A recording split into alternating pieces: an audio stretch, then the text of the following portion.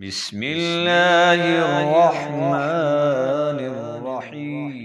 اللہ پاک کے نام سے شروع جو نہایت مہربان رحمت فرمانے والا ہے۔ بے شمار درود و سلام خاتم الانبیاء صلی اللہ علیہ وآلہ وسلم پر۔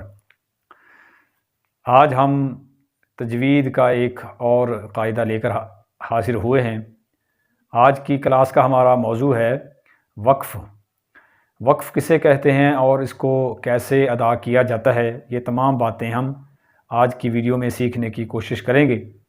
اور ایک بات یاد رکھیں کہ آج کا ہمارا جو سبق ہے وہ ہماری جو قواعد کی کلاسز ہے اس کا آخری سبق ہے، کیونکہ ہم نے اب تک جتنے بھی قواعد سیکھنے تھے وہ جو اہم تھے، جو ضروری تھے، جو ایک عام قاری کو سمجھنے چاہیے، قرآن پاک کو درست پڑھنے کے لیے جاننا جن کا ضروری ہے، وہ تمام کے تمام ہم نے ڈسکس کر لیے ہیں۔ اور آج کا سبق ہمارا اس تھیوری کا آخری سبق ہے۔ اس کے بعد ہم انشاءاللہ العزیز جو ویڈیوز لائیں گے اس میں پریکٹیکلی آپ کو سیکھنا سکھائیں گے، پڑھ کر بتایا جائے گا کہ قرآن پاک کو درست کیسے پڑھا جاتا ہے۔ تو یہ تمام جو قواعد ہم نے اب تک سیکھے ہیں اس میں انشاءاللہ پریکٹیکلی ڈسکس کیے جائیں گے۔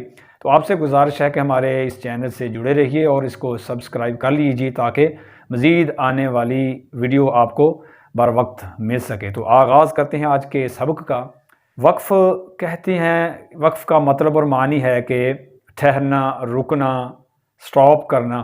قرآن پاک کی تلاوت کے دوران جب ہم پڑھتے ہیں تو ایسا نہیں ہے کہ جہاں ہم نے چاہا رک گئے، جہاں چاہے پڑھنا شروع کر دیا، ایک لفظ پڑھ کر رک گئے یا دو لفظ پڑھ کے ہم نے رک گیا، ایسا نہیں ہے۔ وقف کا مطلب ہوتا ہے کہ آواز کو اور سانس کو توڑ دینا، آواز کو ختم کر دینا، رک جانا اور سانس کو بھی توڑ دینا، اس کو ہم وقف کہتے ہیں۔ مثال کے طور پر الحمدللہ رب العالمین الرحمن الرحیم، تو میں ہر آیت پر رک رہا ہوں، ٹھہرتا ہوں، آواز کو توڑ دیتا ہوں، تو یہ وقف کہلاتا ہے۔ تو وقف کرنے کے خاص قواعد اور ضوابط ہوتے ہیں، ان کو ملحوظ خاطر رکھنا بے حد ضروری ہے۔ اور تجوید کی روح سے تو انتہائی اس لیے یہ اہمیت کا حامل ہے کہ اس سے معانی میں بہت زیادہ تفاوت، فرق پڑنے کا اندیشہ ہوتا ہے۔ ایک چھوٹی سی مثال کے ذریعے سمجھانے کی کوشش کرتا ہوں کہ 3 الفاظ پر مشتمل ایک چھوٹا سا جملہ ہے کہ اٹھو مت بیٹھو۔ اب آپ نے غور کرنا ہے کہ کس طرح میں ان میں وقف کرتا ہوں اور اس کا معانی میں کس طرح فرق پڑ جاتا ہے۔ دیکھیں، پہلے میں کہتا ہوں کہ اٹھو مت بیٹھو، میں نے اٹھو پر وقف کیا تو کیا بنا؟ اٹھو مت بیٹھو۔ اس کا مطلب یہ ہوا کہ میں کسی کو کھڑے ہونے کا کہہ رہا ہوں، اشارہ کر رہا ہوں کہ تم اٹھو مت بیٹھو۔ اب میں دوسرا جو وقف کرتا ہوں وہ کہتا ہوں کہ اٹھو مت بیٹھو۔ اب میں نے وقف کہاں پر کیا؟ مت پر، اٹھو مت بیٹھو۔ تو اب اس کا مطلب کیا ہوا کہ میں اس دوسرے شخص کو بیٹھنے کا اشارہ کر رہا ہوں، یعنی نہ کھڑے ہونے کا اشارہ کر رہا ہوں یا کہہ رہا ہوں۔ تو اس سے آپ نے غور کر لیا ہوگا، سمجھ لیا ہوگا کہ وقف کا جاننا انتہائی ضروری ہے کہ کہاں پر اور کس طرح وقف ہم نے کرنا ہے۔ اگر یہ باتیں ہم نہ سمجھیں گے تو اس کا بہت سا معنی پر فرق پڑ جائے گا۔ تو یہی چیزیں ہم انشاءاللہ العزیز آج ڈسکس کریں گے کہ وقف کا جو طریقہ کار ہے وہ کیا ہوتا ہے۔ دیکھیں کہ جب ہم نے قرآن پاک کی آیات پڑھنی ہے تو ایک تو ہمیں طریقہ معلوم ہونا چاہیے کہ اس لفظ کو جہاں پر ہم نے ٹھہرنا ہے، رکنا ہے، اس کو کیسے پڑھنا ہے۔ مثلا میں ایک آیت پڑھتا ہوں، ان الذین کفروا سواء علیہم اانذرتہم، تو میں نے یہاں پر وقف کیا۔ اب میرا یہاں پر چونکہ قرآن پاک میں وقف موجود نہیں ہے، وہ جو ٹھہرنے کا ایک مقام ہوتا ہے وہ موجود تو نہیں ہے، لہٰذا میں اس کو پیچھے سے پڑھنا شروع کرتا ہوں، ام لم تنذرہم لا یؤمنون، پھر اس کو آیت کو مکمل کرتا ہوں۔ ایک تو یہ طریقہ ہوتا ہے۔ دوسرا طریقہ ہوتا ہے کہ جو وقف کے سٹاپ کرنے کے خاص نشان لگائے جاتے ہیں، خاص نشاندہی کی جاتی ہے۔ مثلا ایک گول نشان ہوتا ہے جو کہ آیت کے ختم ہونے پر ہوتا ہے، اس پر وقف کرنا چاہیے۔ اور دوسرا ہوتا ہے ایک میم لکھا ہوتا ہے چھوٹا سا، اس کا مطلب ہوتا ہے وقف لازم، اس پر ہمیں رکنا چاہیے۔ اور ایک ہوتا ہے چھوٹا سا تو لکھا ہوتا ہے، اس کا مطلب ہوتا ہے وقف مطلق، اس پر بھی ہمیں رکنا چاہیے۔ تو اب ہم نے کیسے رکنا ہے اس لفظ، اس حرف کو جو آخری حرف ہے جہاں پر ہم نے آواز کو، سانس کو توڑنا ہے، اس کو کیسے پڑھنا ہے؟ اگر تو اس حرف پر زبر ہے تو ہم نے اس کو ساکن کر دینا ہے، زیر ہے تو بھی ساکن کر دینا ہے، پیش ہے اس آخری حرف پر تو بھی ساکن کر دینا ہے، یعنی جزم بنا دینا ہے، دو زیر ہو تو بھی اس کو ساکن کر دینا ہے، اور دو پیش ہوں تو پھر بھی اس کو ہم نے ساکن کر دینا ہے۔ مثلا الحمدللہ رب العالمین، تو مین کا جو نون ہے اس پر چونکہ زبر ہے لہٰذا اس کو ہم نے وقف کی حالت میں ساکن کر دینا ہے، رک جانا ہے، تو اس حالت میں ہم نے اس کو جزم بنا دینا نون کی زبر کو۔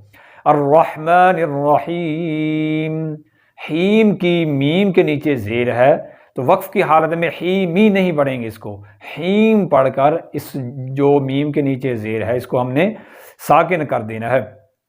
تو یہ چیزیں آپ نے یاد رکھنی ہیں کہ زبر کو، زیر کو، پیش کو، دو زیر کو اور دو پیش کو وقف کی حالت میں ہم نے ساکن کر دینا ہے۔ اور اس کے بعد ہوتا ہے دو زبر۔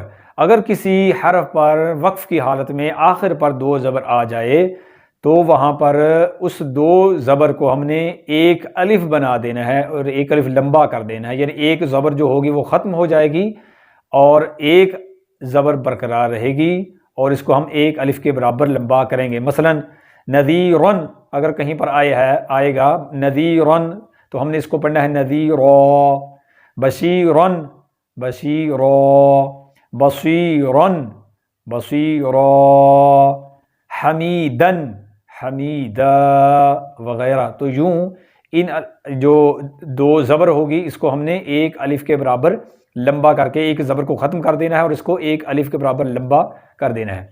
اور اس کے بعد ہوتا ہے اگر وقف کی حالت میں کسی جگہ پر گول تا جو یوں لکھا ہوتا ہے گول تا اور اس کے اوپر دو نقطے ہوتے ہیں، تا ایک تو سادہ تا ہوتے ہیں اس کو نہیں بلکہ گول تا جو ہوتی ہے تو اس کو ہم نے وقف کی حالت میں ساکن کر کے ہا بنا دینا ہے، ہا ساکن کر دینا ہے، خواہ اس پر کوئی بھی حرکت ہو، زبر ہو، زیر ہو، پیش ہو، دو زبر ہو، دو زیر ہو، دو پیش ہو، جزم ہو، کوئی بھی اس پر حرکت ہو، وقف کی حالت میں ہم نے اس کو ساکن کر دینا ہے۔ مثال کے طور پر ایک لفظ ہوتا ہے قوہ، قوتن، تو اس کو وقف کی حالت میں ہم نے قوہ بنا دینا ہے، تا کو ہم نے ہا کی شکل میں بنا دینا ہے قوہ۔ اور ایک لفظ ہے خاشعتن، خاشعتن، یہ تن ہے تو تا پر جو بھی چیز ہو، یہ چونکہ گول تا ہے لہٰذا وقف کی حالت میں ہم نے اس کو گول تا کو ہا ساکن کر دینا ہے، تو یہ ساکن حالت میں آ جائے گا۔ تو اس کے بعد کہ اگر کسی حرف پر ہم وقف کر رہے ہیں اور اس پر تشدید موجود ہے، جیسا کہ سورۃ اللہب ہے، تو تشدید کو وہاں پر ہم نے برقرار رکھنا ہے اور اس کو ساکن کر دینا ہے۔ اگر زبر، زیر، پیش وغیرہ یا دو زیر یا دو پیش ہے تو اس کو ہم نے ساکن کر دینا ہے، لیکن اس کی جو تشدید کی علامت ہوگی، سختی کی علامت ہوگی، جماؤ کی علامت ہوگی، اس کو ہم نے برقرار رکھنا ہے ہر صورت۔ جیسے سورۃ اللہب ہے تبت یدا ابی لہب وتب، یوں ایسا نہیں ہے تب پڑھ کے اس کو رک جائیں تو یہ بات تو ساکن ہو گئی لیکن اس کی جو تشدید برقرار رکھنی ہے وہ نہیں ہوئی، تو لہٰذا وقف کی حالت میں اس تشدید کو لازمی طور پر برقرار رکھنا ہے، تو پھر اس کی درست ادائیگی ہوگی۔ تبت یدا ابی لہب وتب، تو اس طرح ہم نے اس پر وقف کر کے اس کی ادائیگی کرنی ہے۔ تو مجھے امید ہے کہ آج کا سبق آپ نے ذہن نشین کر لیا ہوگا جو وقف کے بارے میں ہم نے سنا۔ ایک مرتبہ پھر آپ سے گزارش ہے کہ ہم جو تھیوری کا سبق سیکھ رہے تھے ہم پریکٹیکلی انشاءاللہ العزیز نیکسٹ آنے والی ویڈیوز میں پریکٹیکلی اس کو ہم سیکھیں گے۔ اب تک ہم نے جتنے بھی ویڈیوز میں قواعد سیکھے ہیں ان تمام کا پریکٹیکلی طریقہ عملی طور پر کس طرح قرآن پاک کو پڑھنا ہے انشاءاللہ آنے والی ویڈیوز میں آپ ملاحظہ کریں گے۔ آپ سے گزارش ہے کہ ہمارے اس چینل سے وابستہ رہیے۔ مجھے امید ہے کہ انشاءاللہ اگر آپ اس چینل سے وابستہ رہیں گے تو بہت جلد آپ کو محسوس ہوگا کہ آپ قرآن پاک کو سمجھنا، پڑھنا سیکھ چکے ہیں، سیکھ رہے ہیں۔